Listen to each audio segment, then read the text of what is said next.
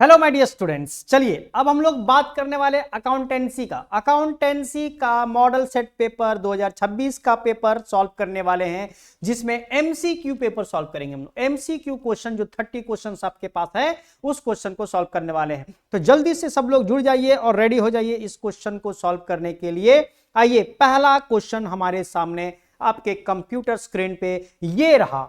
बोला what is the minimum number of partners required to form a partnership firm. एक partnership firm को चलाने के लिए कम से कम कितना पार्टनर का होना जरूरी है? तो कम से कम 2 पार्टनर का होना जरूरी है। चलिए नेक्स्ट क्वेश्चन। बोला है the capital introduced by partners in the firm is called. बताओ, पार्टनर्स जो कैपिटल इंट्रोड्यूस करते हैं फर्म में, पार्टनरशिप फर्म में, उसको क्या बोलते हैं? उसको वर्किंग कैपिटल नहीं बोलते हैं, फिक्स कैपिटल भी नहीं बोलते हैं, लोन कैपिटल भी नहीं बोलते हैं, उसको बोलते हैं पार्टनर्स कैपिटल। क्योंकि पार्टनर लोग कैपिटल लगाया है इसलिए उसको पार्टनर्स कैपिटल बोला जाता है। नेक्स्ट बोला admission of a new partner leads to. बताओ, अगर नया पार्टनर का एडमिशन होता है तो उसके वजह से क्या होता है? क्या फर्म का डिसोल्यूशन हो जाता है? ना ना ना।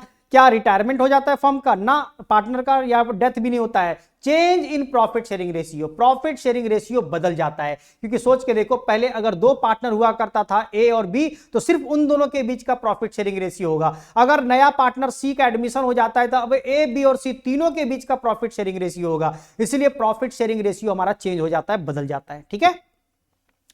बोला है नेक्स्ट क्वेश्चन में retirement of a partner means. बताओ, कोई पार्टनर का रिटायरमेंट होता है, इसका मतलब क्या हुआ? पार्टनर फर्म को छोड़ के जा रहा है, यानी partner leaves the firm. Partner जो है वो फर्म को लीव कर रहा है, छोड़ दे रहा है। आई बात समझ में? तो ए नंबर इसका आंसर हो जाएगा। Next, which account is credited when debentures are issued at a premium. जब डिवेंचर को प्रीमियम पे इशू किया जाता है तो उसका एंट्री पास करके हम पहले बताते हैं। एंट्री होता है, जर्नल एंट्री होता है, bank account debit to debenture account और to premium on issue of debenture account. ये एंट्री होता है सर। आप सिक्योरिटी प्रीमियम में बाद में ट्रांसफर करते हो, पहले आप इस तरह का एंट्री पास करते हो। मतलब बोला गया है कि कौन सा अकाउंट क्रेडिट होता है। तो क्रेडिट तो यहां पे डिवेंचर भी होता है और premium on issue of debenture भी होता है। हम लोग के पास ऑप्शन में डिवेंचर भी दिया हुआ है और premium on issue of debenture भी दिया हुआ है। तो इसीलिए हम लोग का दोनों ऑप्शन सही होना चाहिए, लेकिन हमारे पास बोथ वाला आंसर दिया नहीं है, किसी एक को टिक मारना पड़ेगा। तो यहां पे प्रीमियम वाले को टिक मारेंगे, ज्यादा बेहतर होगा, क्योंकि इशूड एट अ प्रीमियम है। डिवेंचर तो हर हालत में होता ही होता है क्रेडिट, लेकिन प्रीमियम वाला क्रेडिट तभी होता है जब प्रीमियम पे इशू करते हो। इसलिए आप बी वाले ऑप्शन को टिक मार सकते हो। वैसे है तो दोनों सही, ए वाला भी सही है, बी वाला भी सही है, बट यहां पे इस क्वेश्चन के लिए बी वाले को टिक मारना, क्योंकि ये ज्यादा राइट आंसर यहां पे पता चल रहा है। ठीक है। 6 नंबर क्वेश्चन बोला है रिडेम्पशन ऑफ डिवेंचर मींस। बताओ, डिवेंचर को रिडीम करते हैं मतलब क्या करते हैं? डिवेंचर होल्डर को पेमेंट करते हैं। सर, डिवेंचर्स का पेमेंट होता है, paying off the debentures.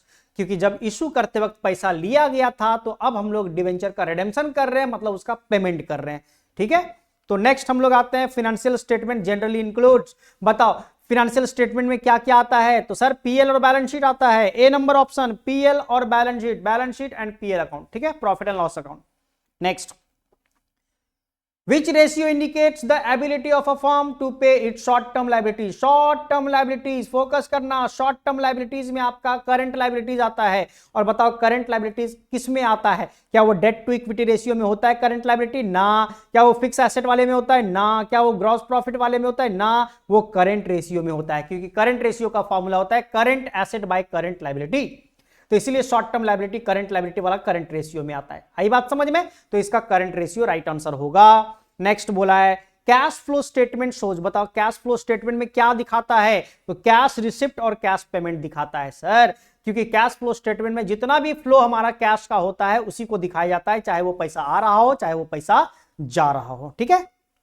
Next, in partnership profit और loss is shared as per. बताओ, अगर पार्टनरशिप फर्म में हम लोग बात करें तो पीएल, प्रॉफिट और लॉस जो हम लोग का होता है वो किस रेशियो में बांटते हैं? तो सर प्रॉफिट शेयरिंग रेशियो में बांटते हैं। जिस तरह से आपका प्रॉफिट शेयरिंग रेशियो दिया हुआ है, डीड में लिखा हुआ है, पार्टनरशिप डीड में, उसी तरह से हम लोग को यहां पे बांटना पड़ेगा। आई बात समझ में? चलिए, वेरी गुड। नेक्स्ट हम लोग आते हैं 11 नंबर क्वेश्चन में। On death of a partner the partnership firm. बताओ, ये ऑटोमेटिकली डिसॉल्व हो जाता है। जब पार्टनर का मृत्यु हो जाता है, पार्टनर जब मर जाता है, तो वहां पे पार्टनरशिप फर्म को डिसॉल्व करना पड़ जाता है, बंद करना पड़ जाता है, समाप्त कर देना पड़ जाता है। समझ में आया? वो अपने आप बंद हो जाता है वहां पे। चलिए next, which account is debited for goodwill adjustment, goodwill adjustment के लिए किस अकाउंट को डेबिट करते हैं? तो सर पार्टनर्स कैपिटल अकाउंट को डेबिट करते हैं, क्योंकि यहां पे एंट्री होता है gaining partners capital account debit to sacrificing partners capital account. मतलब गुडविल एडजस्टमेंट जब होता है तो जो पार्टनर हमारा गेन कर रहा है उसको डेबिट करते हैं, जो पार्टनर सैक्रिफाइस कर रहा है उसको क्रेडिट करते हैं। मतलब पार्टनर्स कैपिटल में ही वो काम होता है, ना गुडविल में, ना पीएल में, ना बैंक में, इसलिए partners capital account is the right answer. Next 13 number में आते हैं, share capital is the capital raised by the company through. बताओ शेयर कैपिटल ऐसा कैपिटल है जिसको रेज करने के लिए क्या करना पड़ता है, कहां से? क्या वो लोन से, क्या वो डिवेंचर से, क्या वो रिजर्व से? ना सर, शेयर होल्डर से, क्योंकि शेयर होल्डर से पैसा लेके हम लोग कैपिटल को रेज करते हैं, बढ़ाते हैं। समझ में आया? तो 13 का बी राइट आंसर होगा। नेक्स्ट आते हैं सर, डिवेंचर्स आर, डिवेंचर क्या है? क्या वो ओनरशिप सिक्योरिटी है? ना, डिवेंचर तो बाहर वाला होता है, वो लोन सिक्योरिटी होता है, क्योंकि उसको हम लोग को इंटरेस्ट पेमेंट करना पड़ता है। जैसे लोन का इंटरेस्ट पेमेंट करते हैं वैसे डिवेंचर वाले को भी इंटरेस्ट पेमेंट करना पड़ता है, तो वो लोन सिक्योरिटी होता है, ना वो इक्विटी, ना प्रीफरेंस, ना ओनरशिप। ठीक है। नेक्स्ट 15 नंबर क्वेश्चन बोलता है issue of shares at a discount is. बताओ अगर हम लोग डिस्काउंट पे शेयर को इशू करेंगे तो क्या वो लीगल है, क्या वो ऑप्शनल है, क्या वो इलीगल है? इलीगल है सर। जब 2013 कंपनीज एक्ट 2013 जब बना तो उसमें साफ साफ बता दिया गया कि कंपनी कोई भी कंपनी अगर शेयर को इशू करेगी तो वो डिस्काउंट पे नहीं कर सकती है। उसके पहले 2013 के पहले जो कंपनीज एक्ट 1956 था उसमें आपको छूट दे दिया था, उसमें बोल दिया था कि आप डिस्काउंट पे भी इशू कर सकते हो। लेकिन जब से 2013 कंपनीज एक्ट बना है उसमें अमेंडमेंट आ गया, चेंजेस आ गया, और वहां पे बोला गया कि आप डिस्काउंट पे शेयर को इशू नहीं करवा सकते हो। फ्रेश इशू करना है तो आप री इशू जब करोगे शेयर को तब आप डिस्काउंट पे कर सकते हो, लेकिन जब फ्रेश इशू करोगे तब वहां पे आप डिस्काउंट पे शेयर को इशू नहीं कर सकते हो, और उसके बावजूद अगर आप करते हो तो ये इलीगल है। आई बात समझ में? चलिए next, retained earning appear in the. बताओ रिटेन अर्निंग कहां पे रहता है? शेयर होल्डर्स फंड में रहता है, शेयर होल्डर्स इक्विटी में रहता है, ना करंट लायबिलिटी, ना फिक्स एसेट, ना कैपिटल रिजर्व में, ये रहता है शेयर होल्डर्स फंड में। ठीक है। 17 नंबर में बात करें हम लोग तो प्रॉफिट एंड लॉस अकाउंट सोच। बताओ प्रॉफिट एंड लॉस अकाउंट क्या बताता है? रेवेन्यू एंड एक्सपेंस बताता है। अरे पीएल अकाउंट जो बनाते हैं हम लोग, ट्रेडिंग अकाउंट पीएल अकाउंट बनाते हैं तो उसमें हम लोग का इनकम एक्सपेंस रहता है ना, तो वही तो रेवेन्यू और एक्सपेंस का बात करता है, तो पीएल अकाउंट हमारा ये इसमें हो जाएगा। ठीक है। 18 नंबर करंट रेशियो का फॉर्मूला। जा रे अभी तुम लोग बात किए थे करंट रेशियो का formula, current asset by current liability होता है, current assets divide by current liabilities.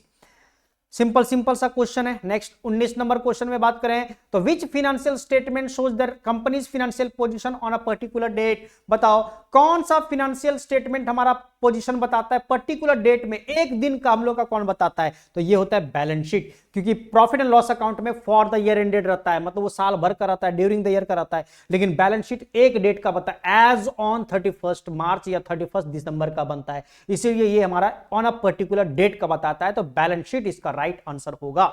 Next 20 number question बोलता है रिडेम्पशन ऑफ डिवेंचर में बी डन बाय। बताओ डिवेंचर को रिडीम अगर करना है तो किस तरह से करना पड़ेगा? तो लमसम पेमेंट में भी कर सकते हैं, इंस्टॉलमेंट में भी कर सकते हैं, कन्वर्जन इनटू शेयर्स में भी कर सकते हैं, all of these.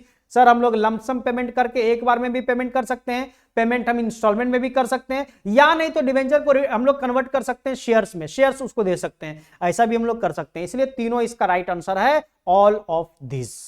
Next partners loan is shown in. बताओ पार्टनर्स का लोन कहां पे दिखता है? लॉन्ग टर्म लायबिलिटीज में दिखता है, लोन है रे, लोन, लोन हमारा लॉन्ग टर्म लायबिलिटीज में दिखेगा। आई बात समझ में? चलिए नेक्स्ट बात करते हैं 22 नंबर में, issue of share at par. At par का क्या मतलब हो गया? दो तीन तरह का होता है ना, एट पार होता है, एट प्रीमियम होता है, डिस्काउंट। डिस्काउंट तो हो ही नहीं सकता है, तो एट पार और प्रीमियम होगा। तो एट पार का मतलब होता है फेस वैल्यू पे, मतलब issue at face value. Below face value होता है तो डिस्काउंट पे हो गया, अब फेस वैल्यू हो गया मतलब तुम्हारा प्रीमियम हो गया, ये सब का बात होता नहीं है, इसलिए फेस वैल्यू होगा इसका राइट आंसर। चलो next, debentures are usually transferable, non transferable, equity share, preference share. Equity और प्रेफरेंस तो हो नहीं सकता है। अब बताओ ट्रांसफरेबल नॉन ट्रांसफरेबल में क्या होगा? बोलेंगे सर ट्रांसफरेबल, क्योंकि डिवेंचर्स जो होता है वो ट्रांसफरेबल सिक्योरिटी होता है, आप एक जगह से दूसरी जगह उसको ट्रांसफर कर सकते हो। अगर आपको डिवेंचर नहीं रखना है, आप डिवेंचर को दूसरे को बेच दो, समझ में आया? दूसरे को इशू कर दो, वो आराम से ट्रांसफर किया जा सकता है, इसलिए इसको ट्रांसफरेबल सिक्योरिटीज बोला जाता है। ठीक है। नेक्स्ट 24 नंबर, बोला पार्टनर्स करंट अकाउंट आर, बताओ पार्टनर्स का करंट अकाउंट कौन सा अकाउंट होता है? पर्सनल अकाउंट होता है, पर्सन का होता है ना रे, पार्टनर का करंट अकाउंट होता है पर्सनल अकाउंट। ये टेम्पोररी रियल ये सब नहीं होता है। टेम्पोररी अकाउंट मतलब नॉमिनल अकाउंट जिसको बोलते हैं, तो वो नॉमिनल अकाउंट भी नहीं होता है, रियल अकाउंट भी नहीं होता है, फिक्स्ड अकाउंट तो हो ही नहीं सकता है, इसलिए इसका होगा personal account. Next 25 number question बोला in the cash flow statement cash from operating activities include, बताओ ऑपरेटिंग एक्टिविटीज में क्या आता है? सेल ऑफ फिक्स एसेट ना रे, ये तो इन्वेस्टिंग एक्टिविटी में आता है, ये आता है इन्वेस्टिंग एक्टिविटी में। इशू ऑफ शेयर, ये तो फाइनेंसिंग एक्टिविटी में आता है, शेयर इशू करना। रिडेम्पशन ऑफ डिवेंचर ना रे, ये भी फाइनेंसिंग एक्टिविटी में आता है। तो ऑपरेटिंग में आने वाला एक ही बच गया, पेमेंट टू सप्लायर। अगर आप क्रेडिटर को यानी सप्लायर को पेमेंट करते हो तो ये आपका ऑपरेटिंग एक्टिविटी का पार्ट होता है, तो इसका राइट आंसर बी हो जाएगा। आई बात समझ में? नेक्स्ट 26 नंबर क्वेश्चन में बात करें अगर शेयर होल्डर्स इक्विटी इंक्लूड, बताओ शेयर होल्डर्स का इक्विटी में क्या क्या आता है? तो शेयर कैपिटल और रिजर्व आता है। शेयर कैपिटल में इक्विटी प्रीफरेंस दोनों, और रिजर्व एंड सरप्लस में तो भरपिट्टा आता है, बहुत सारा चीज आता है। Security premium, PL, general reserve, capital reserve, investment fluctuation reserve, reserve nature का जितना होता है सब आता है उसमें, ठीक है। तो इसका राइट आंसर हो जाएगा share capital and reserve. Next 27 number question बोलता है when a partner retires goodwill is, बताओ जब पार्टनर रिटायर करता है तो गुडविल को क्या किया जाता है? तो गुडविल को paid by remaining partners, ignored, paid by retiring partner, या क्रेडिटेड टू पीएल अकाउंट। ये बड़ा मजेदार क्वेश्चन है, बताइए इसका क्या आंसर होगा? तो सर रिमेनिंग पार्टनर के द्वारा पेड किया जाता है, क्योंकि जब कोई पार्टनर रिटायर करता है तो गुडविल का पेमेंट बाकी पार्टनर्स लोग करता है, जो पार्टनर वहां पे बचा हुआ है, तो इसलिए इसका आंसर होगा ए नंबर, यानी रिमेनिंग पार्टनर्स उसका पेमेंट करता है, ठीक है। इग्नोर थोड़ी कर सकते हैं उसको। नेक्स्ट बोला है profit sharing ratio is calculated based on, बताओ प्रॉफिट शेयरिंग रेशियो जो कैलकुलेट किया जाता है वो किसके ऊपर बेस करता है? तो अग्रीमेंट में लिखा रहता है सर वो सब चीज, मतलब एग्रीमेंट में हम लोग का बात होता है कि किस तरह से प्रॉफिट शेयरिंग रेशियो हम लोग का रहेगा, किस रेशियो में हम लोग प्रॉफिट को बांटेंगे।